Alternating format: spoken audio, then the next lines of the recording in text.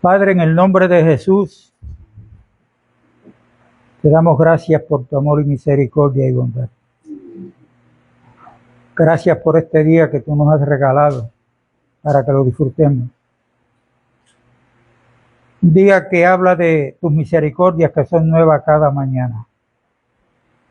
Gracias te damos, Padre, por el aire que respiramos, por el sol que nos alumbra, por la lluvia que cae. Damos gracias porque toda buena dádiva y todo don perfecto viene de ti, Padre.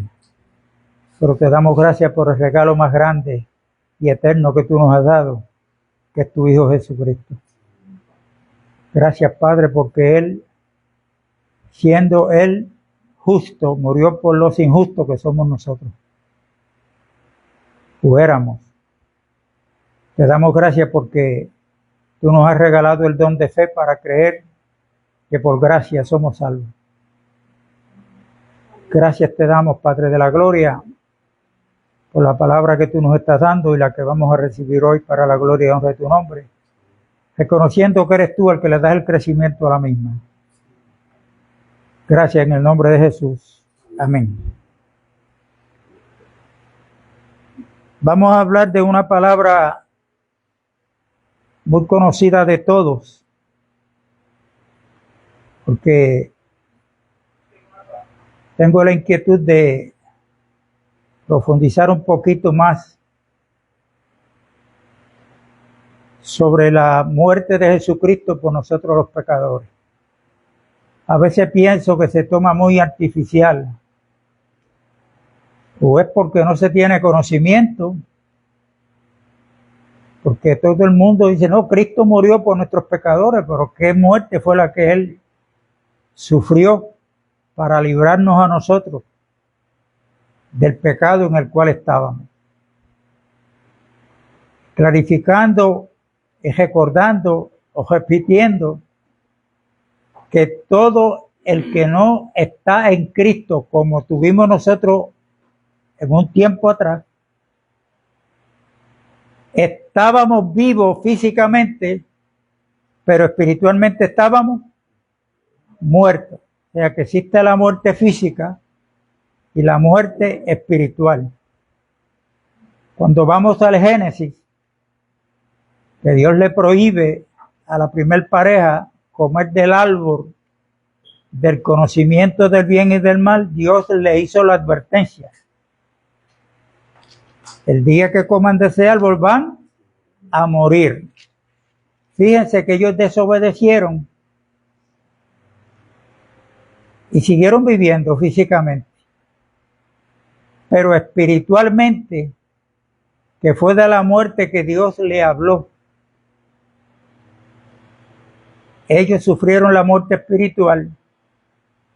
Y eso está bien claro cuando, después de Dios haber dialogado con esta primer pareja, haber dialogado con la serpiente, que es Satanás, expulsó del huerto a esta pareja. En el huerto, Adán tenía todo a la mano porque Dios le había provisto ya lo que él necesitaba. Dios le tenía la alimentación, le tenía provisto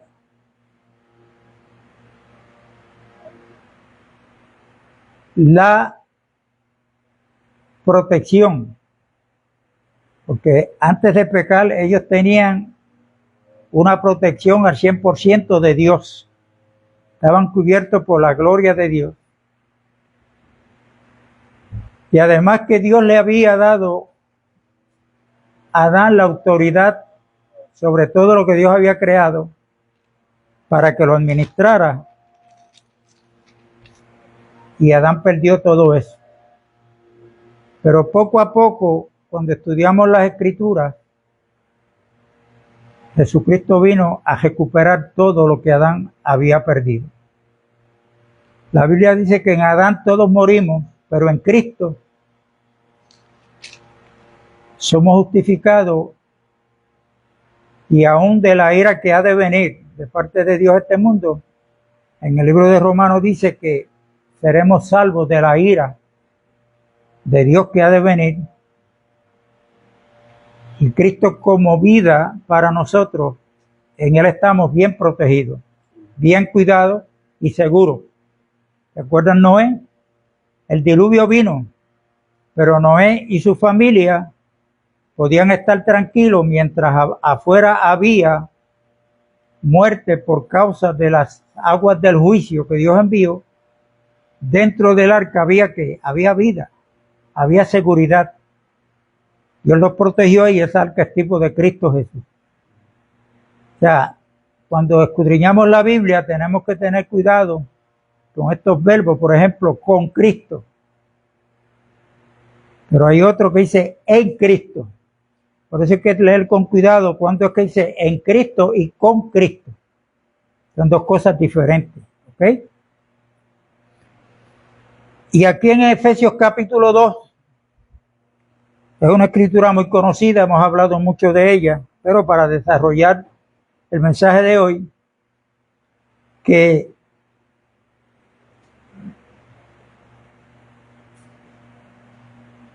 yo le voy a dar como título a esta administración de hoy una frase que dijo Jesucristo cuando estaba ya crucificado, antes de morir físicamente. Él clamó: Padre mío, ¿por qué me has abandonado? Ese va a ser el título de esta administración. Yo no sé cuántos hoy podemos contestar esa pregunta que que Cristo le hizo al Padre.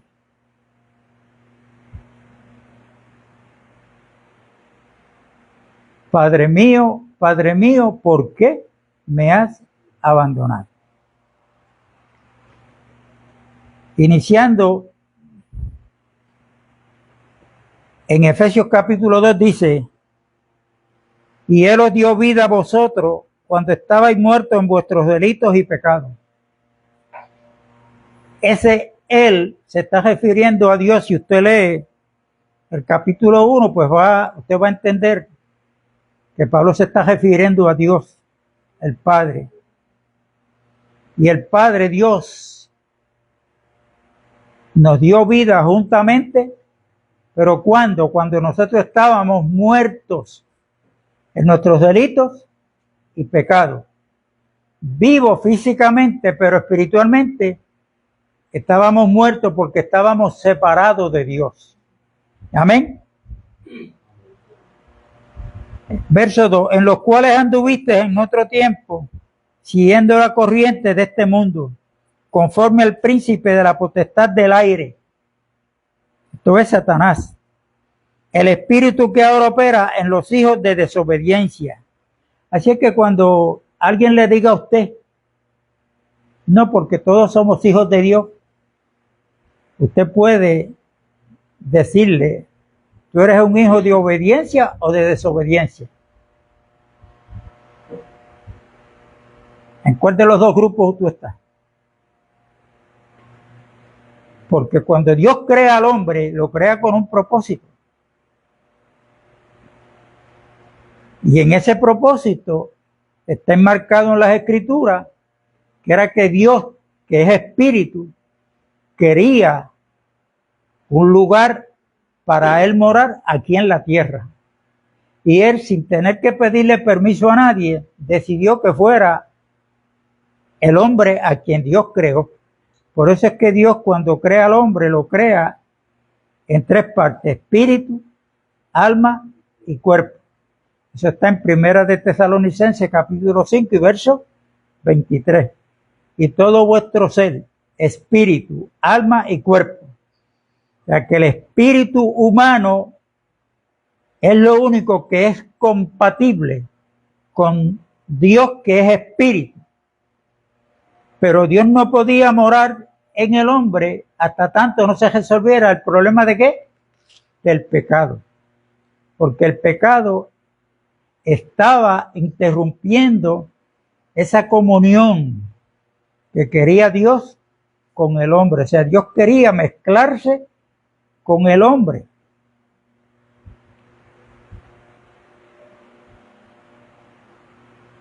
Y damos gracias a Dios porque Dios provee, y esto lo tenemos que ver, entender y practicarlo,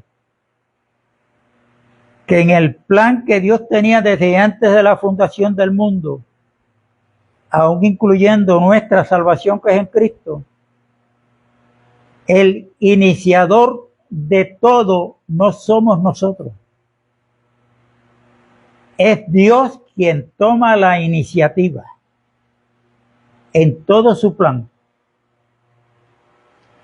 Lo que podemos decir ahora nosotros los creyentes es lo que dijo el apóstol Pablo cuando le escribe a los Corintios. En su primera carta, en el capítulo 3, donde Pablo dice que somos colaboradores con Dios. ¿Qué quiere decir colaborador?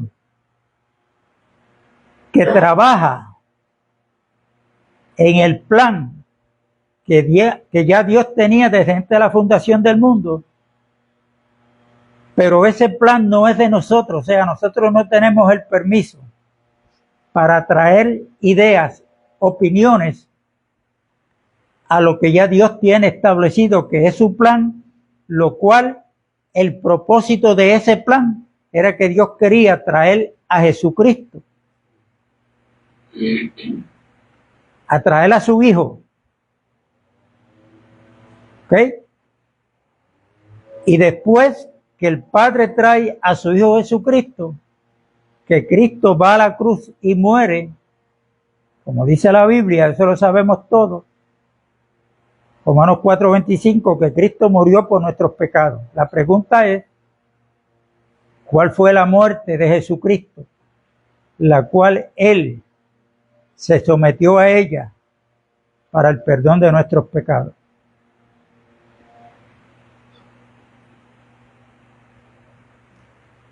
Por eso hay que repetir que todo aquel que no ha hecho a Jesucristo el Señor de su vida, pero no simplemente porque lo cree y lo confiesa. Porque si usted lee Juan capítulo 7, ese capítulo ahí, usted se va a encontrar cuando Cristo entró a la fiesta de los judíos, una de las fiestas, donde hacían la purificación con agua para sus cuerpos, etcétera, etcétera. Y Jesucristo alzó la voz bien fuerte y dijo: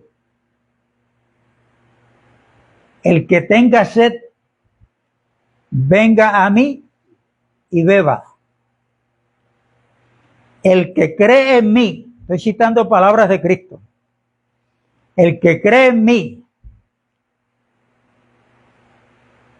no como a ti te da la gana, el que cree en mí, según las Escrituras, de su interior correrán ríos de agua viva. Y esto decía del Espíritu Santo que habían de recibir todos aquellos que creyeran en Jesucristo. Pero creer en Jesucristo de acuerdo a las Escrituras.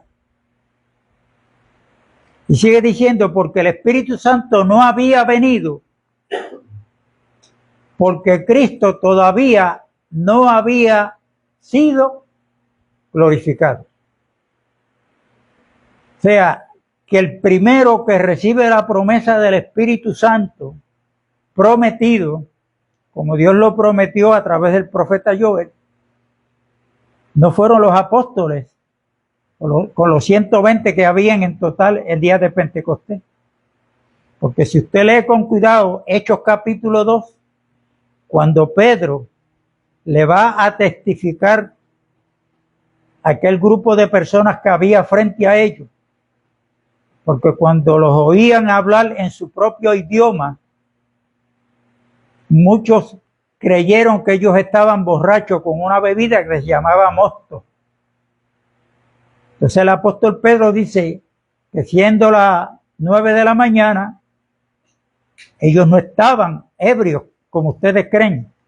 Entonces Pedro le está citando al profeta Joel y diciéndole que ahí se estaba cumpliendo lo que Dios había prometido, que era la promesa del Espíritu Santo. Y cuando habla de Cristo dice, después que Cristo fue recibido arriba en gloria, dice, y habiendo recibido la promesa del Padre, ¿quién la había recibido? Cristo.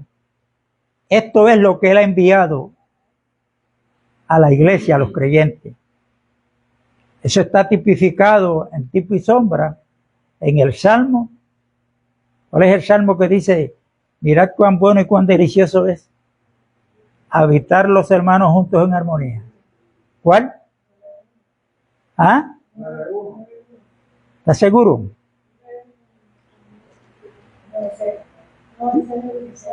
Lo voy a dejar ahí, siguen buscando. Mirad cuán bueno y cuán delicioso es habitar los hermanos juntos en armonía. Allí estaban los 120 en armonía. Eran hermanos porque ahora tenían un solo padre. ¿Por qué? Porque allí envía Jehová bendición y vida eterna. Es como el óleo que cogían y le echaban sobre la cabeza de Aarón, que en el viejo pacto era el sumo sacerdote, tipificando en tipo y sombra a Cristo Jesús. Pues cuando Moisés fue a ungir a Aarón su hermano como sumo sacerdote, cogió el cuerno con aceite y ¿lo qué? Se lo echó en la cabeza, sobre la cabeza de Aarón, y ese aceite que tipificaba al Espíritu Santo, bajaba sobre las barbas de Aarón y caía sobre todo su cuerpo. Es como el óleo que desciende de la cabeza de Aarón, pasa por su rostro, cae sobre su cuerpo. Ahí Dios en tipo y sombra estaba hablando de lo que pasó, de lo que sucedió literalmente el día de Pentecostés sobre aquellos 120. Algo maravilloso. Y ahí envía Jehová bendición y ¿qué más? Y vida eterna. Bueno, Jesucristo había dicho que Él había venido para que tuviéramos vida y vida en abundancia. En Él estaba la vida, dice el evangelista Juan, su capítulo 1. Y en Él estaba la vida y Él era la luz de los hombres. O sea, tenemos que ver, y cuando corremos la lectura de las Escrituras, que Cristo vino y allí lo conocieron como el varón judío con un cuerpo semejante al de nosotros. Pero dentro de ese cuerpo estaba morando la presencia del Padre.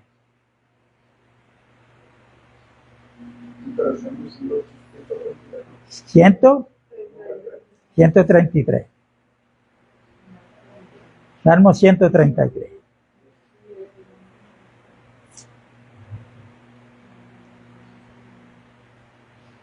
Y vamos a ver una escritura más ahorita que sería bueno, interesante que ustedes la estudien, la memoricen, porque hay muchas personas que no creen. La palabra, la Santísima Trinidad, eso es una palabra católica. Usted no va a encontrar esa palabra en la Biblia. Pero sí, cuando uno estudia la Biblia, va a encontrar al Dios triuno. O sea, siendo uno, pero hay tres manifestaciones del mismo Dios. ¿Ok? Así es que el que le pida a usted que le pruebe lo de la Santísima Trinidad, usted dígale, no puedo, porque eso no existe en la Biblia. ¿Ok? Pero vamos a ver en las Escrituras que sí, nos hace ver y entender que en ese cuerpo semejante al de nosotros, ahí habitaba la presencia del Dios que es espíritu, que es espíritu. Y cuando Cristo está en su ministerio terrenal, se conoce, vuelvo y repito, al varón judío. Por eso Pablo en 2 Corintios 5 dice, si a Cristo conocimos en la carne, ya no lo conocemos así. ¿Cómo vamos a conocerlo ahora? ¿Cómo vamos a conocer a Cristo ahora?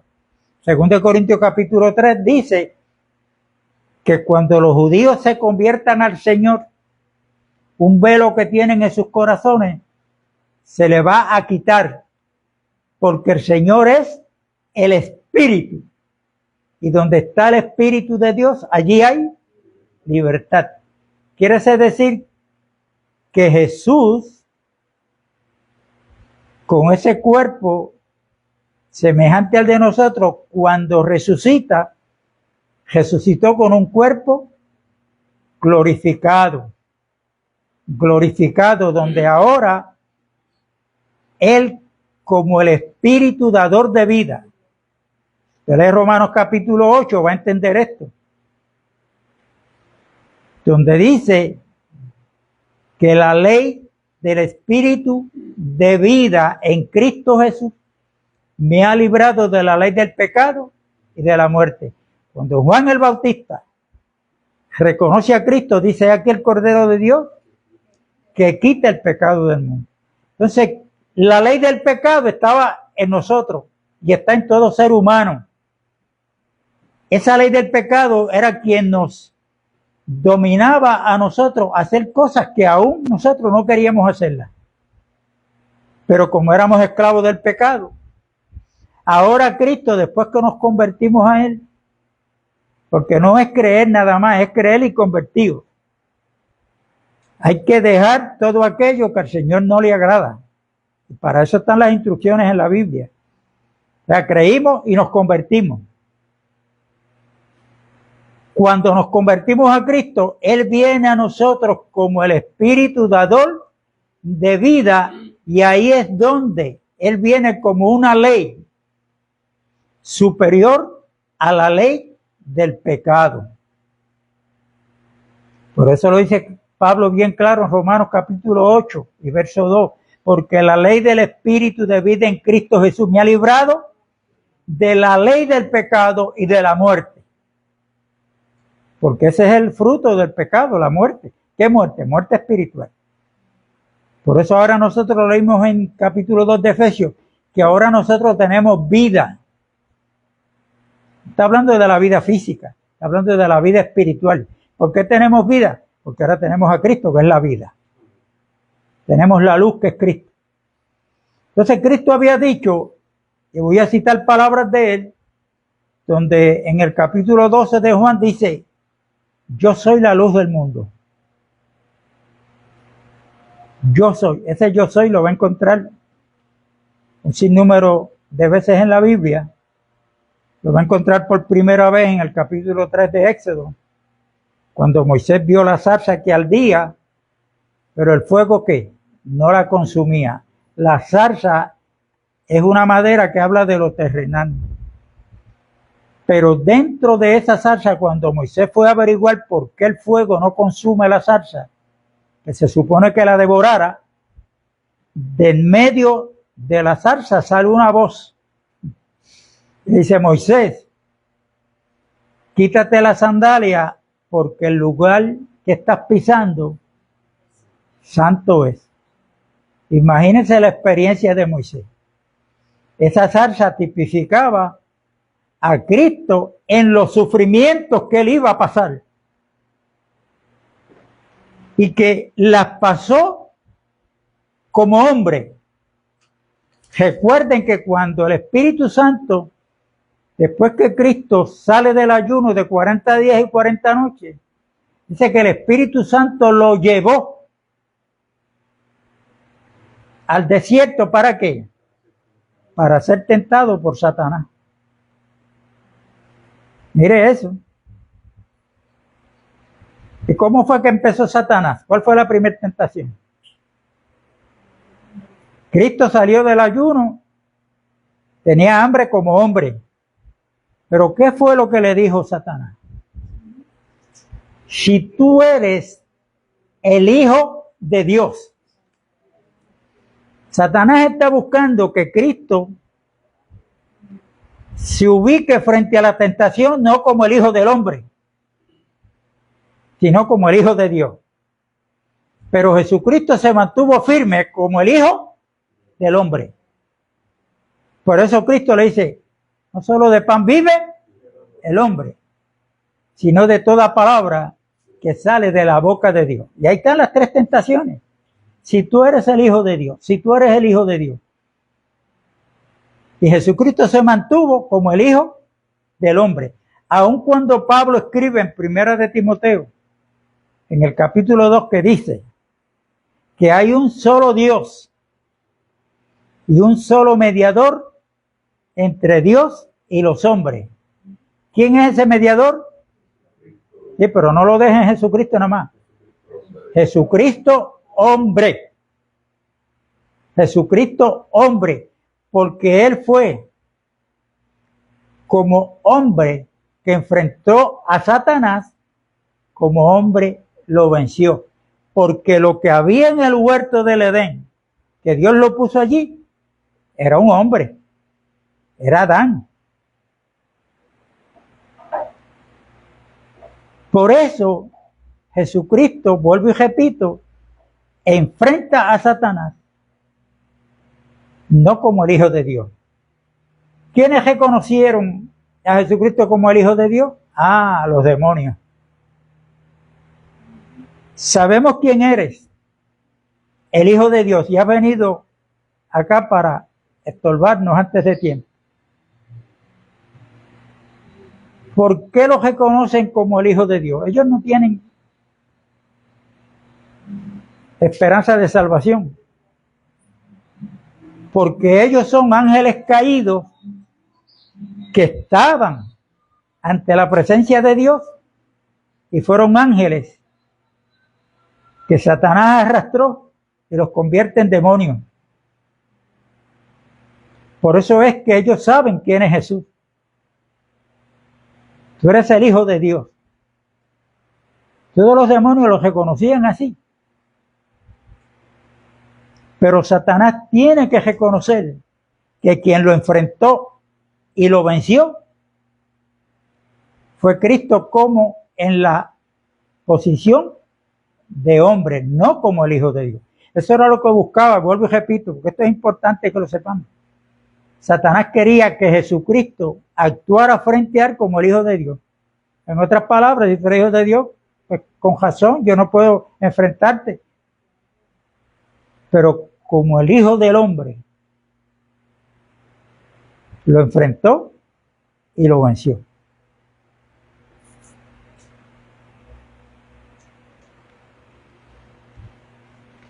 Aquí en Mateo, capítulo 27,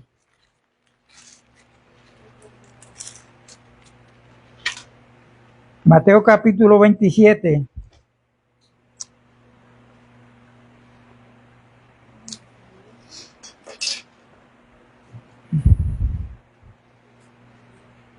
vamos a encontrar cuando Jesucristo, del capítulo 32 en adelante, luego ustedes leen en su casa,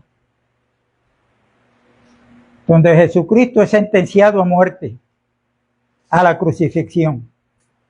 Judas lo había vendido por 30 monedas de plata. Hay un pastor que está predicando que él cree que Judas fue salvo porque se arrepintió. Se llama Dante Hebel. Si alguien aquí lo escucha, tiene una administración donde él cree que el arrepentimiento de Judas fue un arrepentimiento mejor que el de Pedro, que negó a Cristo. Y cuando vemos la actitud de Judas, cuando se dio cuenta que había vendido sangre inocente, ¿qué fue lo que hizo? Regresó, pero no fue delante de Dios. ¿Dónde fue? donde los principales sacerdotes, o sea, fue donde el hombre, no fue ante la presencia de Dios. Vino arrepentido, en vez de arrepentirse delante de Dios, se arrepintió. Eso es como el católico que ahora va y se confiesa con un cura. Es lo mismo. Ese arrepentimiento para Dios no vale. Porque el arrepentimiento de cada hombre y cada mujer tiene que ser delante de Dios, reconociendo que uno es pecador, que se arrepiente, o sea, que va a cambiar de mente, va a cambiar de dirección. Antes caminábamos de espalda a Dios, ahora yo voy a caminar en Cristo de frente a Dios. Cada día buscando cuál es la voluntad de Él para, en lo práctico, yo vivirla. Y vivirla no por nuestras propias fuerzas, sino que tenemos que reconocer que Cristo vino lleno de gracia y de verdad. Y de esa gracia tomamos todo. Gracia sobre gracia. ¿Qué quiere decir eso? Bueno, que para yo ser salvo tengo que reconocer que la salvación que Dios nos ha dado en Cristo es por gracia. Como dice en Efesios 2, no por obra para que nadie se gloríe. Ahí está la salvación por gracia. Pero ahora todo lo que hacemos como hijos de Dios es porque la gracia de Dios se manifiesta en cada uno de nosotros. Y por eso Pablo, cuando dijo, yo he trabajado más que cualquiera de los demás apóstoles, pero avanzó y aclaró y dijo, no yo, sino la gracia de Dios en mí. Por eso es que en la iglesia, en el reino de Dios, no hay lugar para los orgullosos, para los soberbios, no hay lugar. Nos podemos gloriar, pero como dice 1 Corintios capítulo 1 y verso 30, gloriarnos en el Señor. Por la gracia de Dios, soy lo que soy. Soy salvo por la gracia de Dios. Soy un ministro de la palabra de Dios por la gracia de Dios. Soy un evangelista para predicar el evangelio por la gracia de Dios. Y todo es por la gracia de Dios, hermano. Porque Dios, que tenía un plan, que es el que está llevando a cabo, Dios mismo es quien lo está administrando.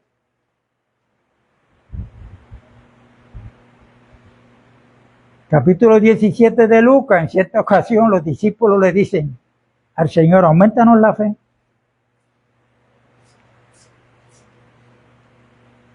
Y Jesús le dijo, ¿quién de vosotros teniendo un siervo que está trabajando en el campo?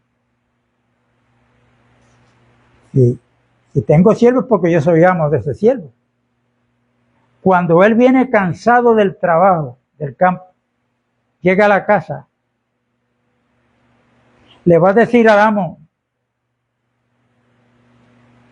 sírveme. Se va a sentar en la mesa y le va a decir al amo, sírveme, porque tengo hambre. Sírveme la comida. Más bien, aunque viene cansado de trabajar, Jesús le dice que quien se va a sentar para que le siga sirviendo es el amo. El esclavo va a tener que seguir sirviendo. Esa escritura como que es un poquito complicada, ¿no?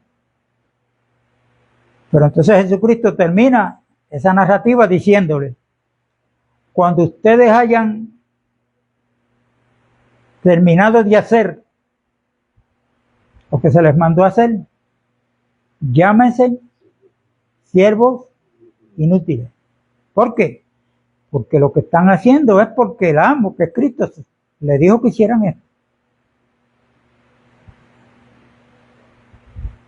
O sea, todas estas escrituras, si usted las estudia, va a ver que no hay oportunidad para que el hombre traiga ideas al reino de los cielos, para que el hombre traiga ideas a la iglesia, opiniones de hombre. No hay lugar. Porque Cristo fue el que compró la iglesia. Cristo es el dueño de la iglesia. Y Él es quien sustenta a la iglesia, quien la cuida, y Él es quien le provee todo lo que los miembros de su cuerpo necesitan. Nosotros simplemente tenemos que entender que somos los siervos y Él es el amo. En Lucas 6:46 Jesucristo lanza una pregunta, porque muchos le llaman a Cristo Señor. No, Cristo es el Señor de mi vida, pero Cristo lanza una pregunta y dice, bueno, tú que me dices Señor, Señor, ¿por qué no haces lo que yo te digo?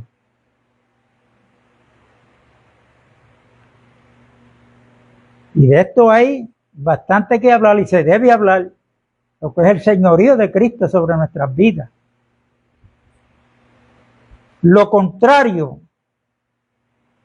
a la obediencia de Cristo como nuestro amo, lo contrario es apostasía, donde hoy se está manifestando a un 100% ya, a un 100%. Y aquí en Mateo 27, usted va a encontrar que llevan ya a Cristo, después que lo sacan de darle los latigazos, que cae sobre la sentencia que da Pilato, la sentencia que da el pueblo y la religión que está representada por Anás y Caifás, que eran los sumos sacerdotes. Lo llevan al madero y él tenía que cargar la cruz hasta donde iba a ser crucificado. Cuando iba con la cruz, imagínense cómo estaba ese cuerpo de Jesús. De momento ven que viene un hombre del campo llamado Simón de Cirené. Lo obligaron a que le ayudara a Cristo a llevar la cruz hasta el Gólgota, hasta el monte de la calavera, como es que se llama. Quiere decir que Simón, el cargar la cruz que iban a crucificar a Cristo, yo soy de los que creo que lo marcó para siempre. Aunque esa no es la cruz que tenemos que cargar ahora, pero estoy hablando de la historia de este hombre.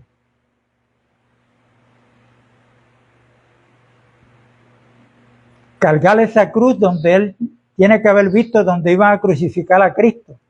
Tiene que ver si se quedó allí, vio cómo lo crucificaron. En la casa de Simón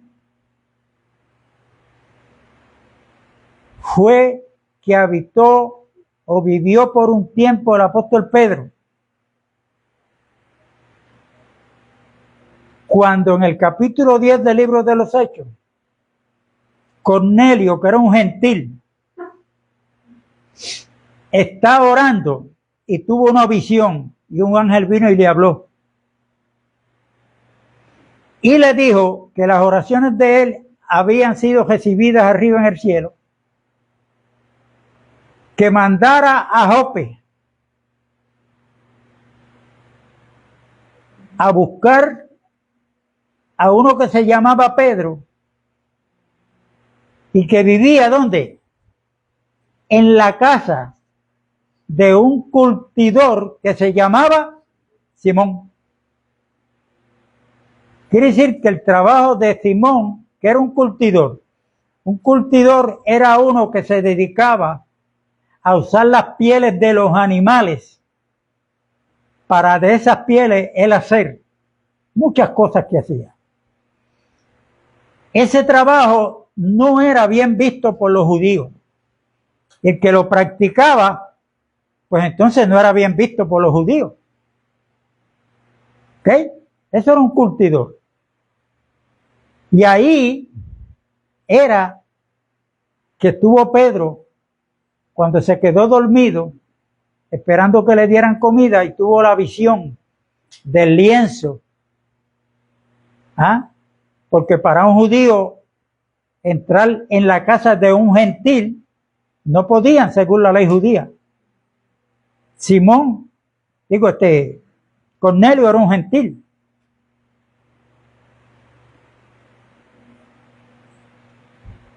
Y cuando llegaron donde Pedro, después que él vio el lienzo, que no solamente vio el lienzo, sino que en ese lienzo había de toda clase de animales impuros.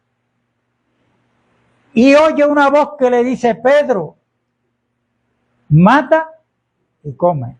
Él dice: Señor, pero si tú sabes que por esta boca no ha entrado nunca ha entrado algo inmundo. Y por 3 veces vino la voz que le decía: lo que yo he limpiado, no lo llames tú inmundo. Pero Pedro no entendía la visión. Los inmundos para los judíos éramos nosotros los gentiles. ¿Cómo Dios le hizo ver a Pedro eso? Ahora, ¿cuándo Pedro entendió la visión? Porque cuando llegan unos jóvenes, unas personas a buscar a Pedro, Pedro sabía que con él era un gentil. ¿Y por qué Pedro accedió para ir? Porque el Espíritu Santo le habló y le dijo: ve y acompáñalos, porque han sido enviados por mí. Esto no es capricho, Pedro, vete.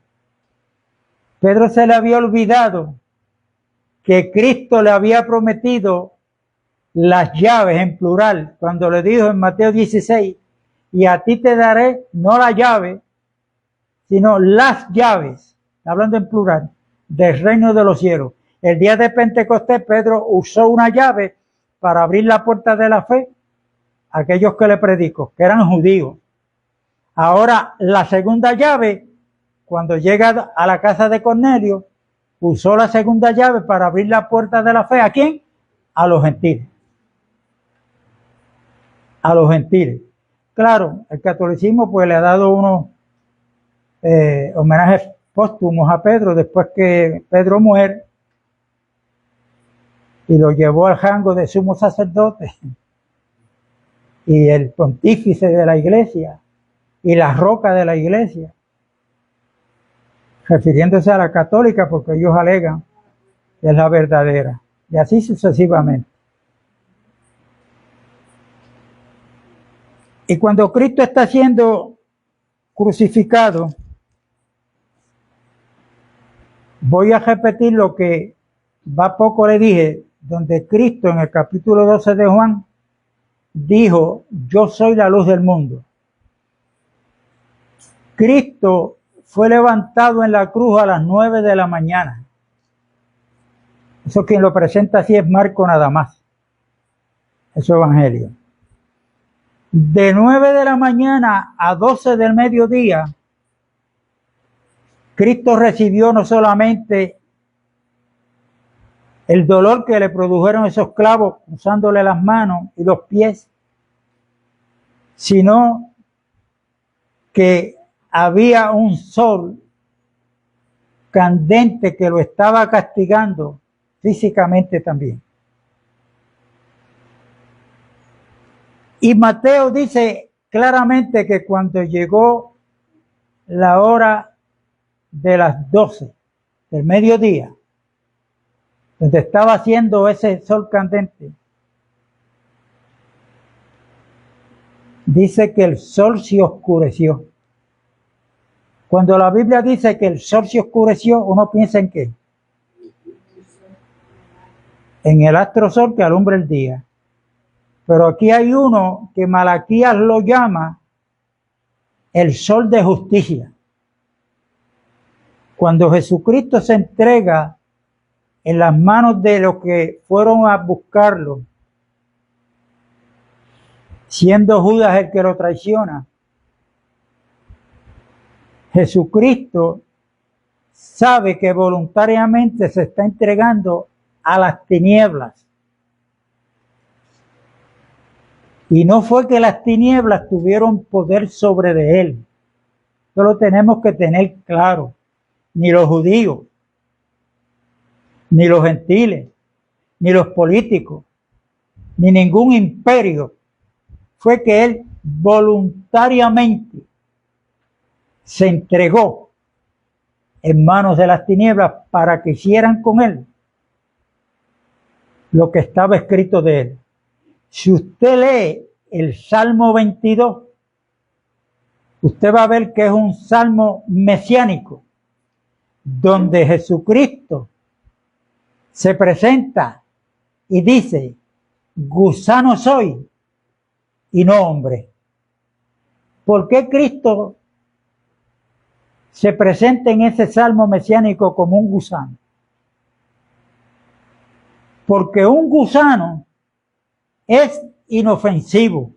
Un gusano usted lo coge y hace con él lo que le da la gana. Lo mata y el gusano no se puede defender. En ese sentido, lea con cuidado ese Salmo 22 para que usted vea que con Cristo hicieron lo que estaba escrito de él, y los que estuvieron en contra de él hicieron con él lo que les dio la gana, lo que estaba escrito, todo. Le jararon la barba, le pusieron una corona de espinas, pasó por el castigo del fuete romano, del látigo romano, que eran 39, 40 azotes menos uno, o sea que eran 39 que los romanos le daban a un judío cuando caía en ese castigo. Antes de ir a la cruz, Jesucristo era imposible, desde el punto de vista humano, que pudiera llegar al Calvario con esa cruz tan pesada, porque su cuerpo estaba muy débil. Y cuando él está en la cruz, a las 12 del día hubo tinieblas en todo el mundo, hermano. Aquel que dijo, yo soy la luz del mundo, ahí dejó de serlo. ¿Por qué? ¿Por qué?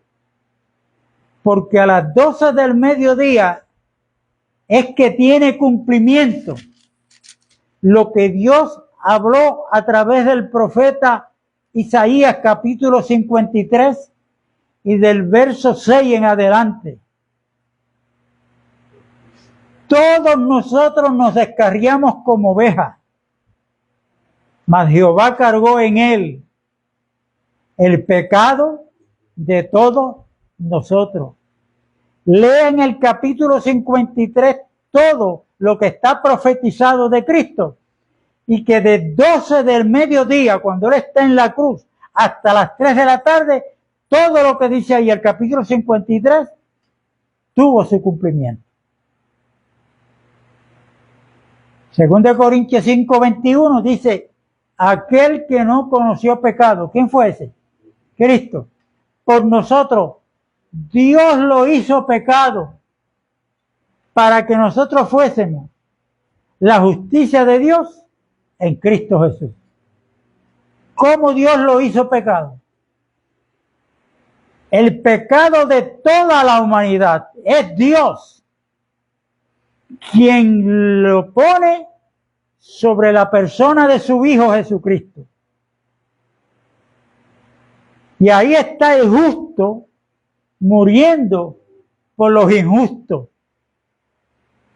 Aquel que no pecó, ahí está muriendo por los pecadores, que somos todos. Pero vuelvo y pregunto, porque, repito, Romanos 4:25 dice que Cristo murió por nuestros pecados. Y hay más escrituras en el Nuevo Pacto que lo dicen. La pregunta es, ¿con qué muerte fue que Cristo pasó por causa de nuestros pecados? Antes de que cogieran a Cristo, los malhechores, Jesucristo estaba orando en el Getsemaní, en un huerto. Adán estaba en un huerto cuando fue tentado por Satanás. Cristo está en un huerto. Allí está en agonía. Su alma estaba triste. Y sabiendo a lo que él vino, que muchas veces se lo dijo a sus discípulos, le dice, Padre, si es posible, pasa de mí esta copa. O sea, la copa del sufrimiento. pero no se haga mi voluntad, sino la tuya. Yo pregunto, ¿qué era lo que Cristo estaba tratando de esquivar? Si había otra oportunidad, otra forma, que se la dijo al Padre. Si hay posibilidades que yo no pase por esto, ¿qué era lo que no quería pasar Cristo? ¿Los clavos que clavaron sus manos? ¿Los pies? ¿Qué es lo que le pasa bíblicamente a la persona que está fuera de Cristo? Que está muerto espiritualmente. Que nosotros éramos hijos de ira, igual que los demás. Era la ira de Dios la que nosotros nos merecíamos. La ira del Padre fue la que cayó sobre su Hijo desde las 12 hasta las 3 de la tarde. Y en esas 3 horas es que Jesucristo sufre lo que Él no quería pasar, que era que por causa del pecado de la humanidad, Él iba a sufrir la separación del Padre y Él. Y antes de morir físicamente a las 3 de la tarde, Él clamó y le dice: Padre mío, ¿por qué me has abandonado? Quiere decir que nosotros tenemos que tener claro que la muerte con la cual Cristo murió por nuestros pecados no fue la muerte física, fue la muerte espiritual. Si no fue la muerte espiritual, pues yo le voy a pedir a todos los que ven y escuchan este video, que yo sé que hay pastores que lo ven y lo escuchan. Si no está de acuerdo conmigo que Cristo pasó por la muerte espiritual, usted me puede llamar para que me haga sus comentarios al 787-596-2646. Porque es que de esto no se habla. Simplemente Cristo murió por nuestros pecados, pero ¿cuál fue la muerte que Él sufrió? ¿Fue la muerte física o la muerte espiritual? El que no crea que fue por la muerte espiritual, que entonces me conteste la pregunta que Cristo le dice al Padre: Padre mío, ¿por qué me has abandonado? Yo creo que para nosotros los creyentes no es difícil contestar esa pregunta. Pues por causa de nuestro pecado que el Padre depositó sobre él. Y si entendemos esto, lo creemos y lo entendemos, lo recibimos, vamos a entender con más claridad lo que dice el evangelista Juan en el capítulo 3 y verso 16. Porque de tal manera amó Dios al mundo, que ha dado a su Hijo Jesucristo. ¿A dónde lo dio? A morir en la cruz por nosotros, para que todo aquel que en Él cree no se pierda, mas tenga la vida eterna. Murió por nuestros pecados, ahí está como nuestro representante, como nuestro sustituto, no solamente por los gentiles, sino por los judíos también. Porque Adán fue tentado en un huerto donde Dios lo puso. Allí el Espíritu Santo llevó a Cristo a un huerto. Y allí entró en agonía. Y allí es que lo toman preso. Y de ahí sale ¿para dónde? Para el Calvario, a morir en la cruz por cada uno de nosotros. Y esto lo tenemos que tener claro. Y si lo creemos, cuando nos toque hablar con algún creyente o pastor, el que sea que cree en Cristo, pregúntele que con cuál muerte fue la que Cristo padeció por nuestros pecados. Yo le pregunté una vez a un teólogo, fue pastor en muchas congregaciones, cuando yo le dije y le pregunté: oye, ven acá, ¿Cristo murió espiritualmente, sí o no? Y me dijo: muchacho, no te atrevas a decir eso.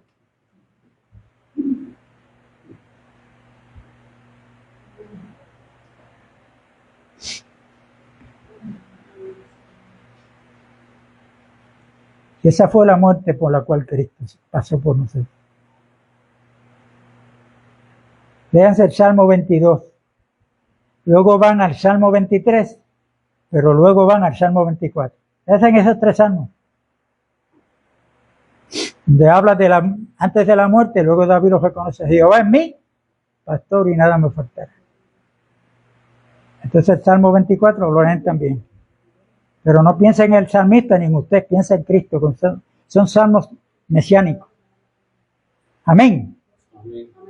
Así es que yo sé que muchas de las cosas que yo he hablado hoy, ya hemos hablado, pero en esto hay que hacer énfasis, porque tenemos que tener claro para ver que nosotros y entender debemos ser una familia agradecida de lo que Dios llevó a cabo en la persona de su Hijo Jesucristo. Y al ser agradecido por lo que Cristo hizo por nosotros, estamos llamados a entender que tenemos que ser un pueblo comprometido con la encomienda que Dios nos ha hablado como iglesia. Estamos llamados a anunciar las virtudes de aquel que nos llamó de las tinieblas a su luz admirable. A su luz admirable, porque estamos viviendo en tiempos peligrosos. La apostasía está a un 100%, y esa es una de las señales que el apóstol Pablo habló en 2 de Tesalonicenses capítulo 2, que el regreso de Cristo no iba a ser sin que antes se manifestara el hombre de pecado, el hijo de perdición, y que se manifestara la apostasía.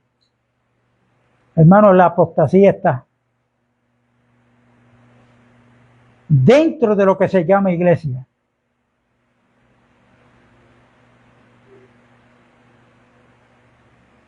Yo vi en el estado de la Florida un predicador que fue a predicar en una congregación, y cuando le dieron la parte entró con una vara bien larga en la mano, porque el poder que tenía Moisés lo tenía la vara, hablando de disparate. Pero no va mucho que vi a Wanda Rolón, y lo digo con nombre, en un servicio que estaba con una vara de mambúa bien larga también, y a todo el que tocaba le profetizaba y lo tiraba patas arriba. Eso es apostasía, porque en las escrituras lo que dice es: quien manda, quien sabe y quien puede, que es Cristo, dijo: en mi nombre. Para el tiempo de Moisés fue la vara. La verdad presente para Moisés fue la vara, pero la verdad presente para la iglesia es una persona que se llama Cristo Jesús. Y el apóstol Pablo le dice a los Colosenses en capítulo 3 que todo lo que hagamos, sea de palabra, hechos o pensamientos, lo hagamos en el nombre de Jesús para la gloria de Dios. Y eso es apostasía, porque si yo vi ya a una que se llama pastora y apóstol,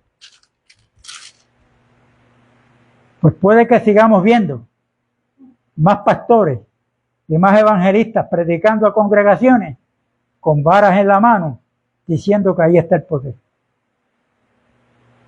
Tenemos que tener mucho cuidado, porque uno de los engaños de Satanás, y esto lo mencionó Cristo, donde inclusive van, si es posible, engañar aún a los escogidos, va a ser por medio de señales y prodigios.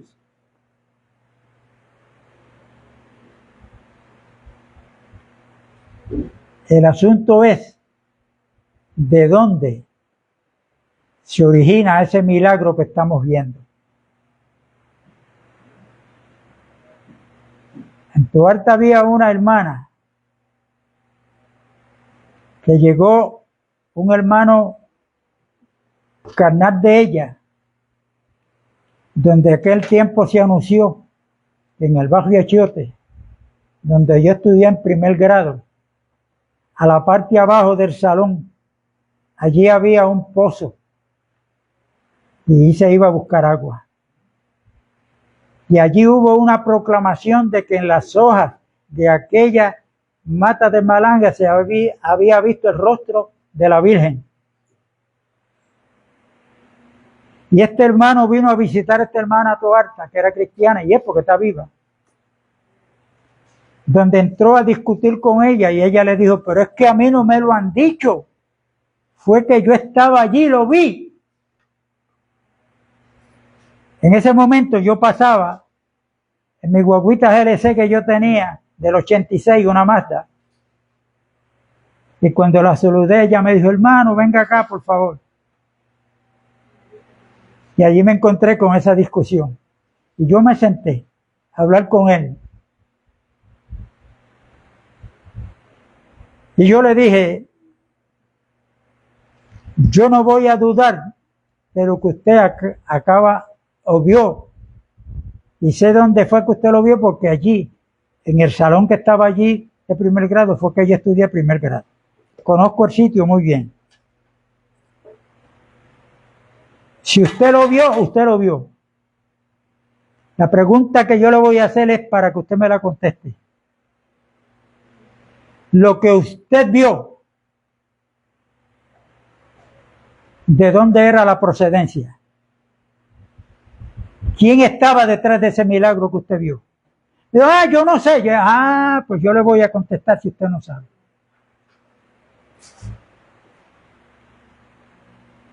Porque la única forma en que Dios se le ha manifestado al hombre es en la persona de Cristo Jesús.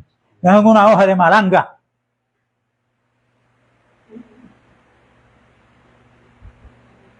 Y ahí pues tuvo que, y no porque yo le hablé, es que Dios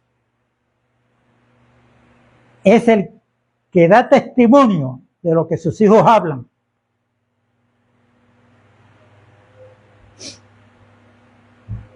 Yo le dije, pues hay que tener mucho cuidado. ¿Qué uno va a contestar? ¿Cómo? ¿Cuándo? Así es que dejé el número de teléfono para que si alguien quiere hacer algún comentario, hacer alguna aportación, pues me puede llamar y por favor que sea antes de las 9 de la noche. Porque a las 8:30 ya yo estoy acostado y apago el teléfono. La paz de Dios es con todo y nos vemos el domingo a la misma hora en el mismo lugar. Amén. Un abrazo a la distancia a todos los que se están conectando y a los que se van a conectar.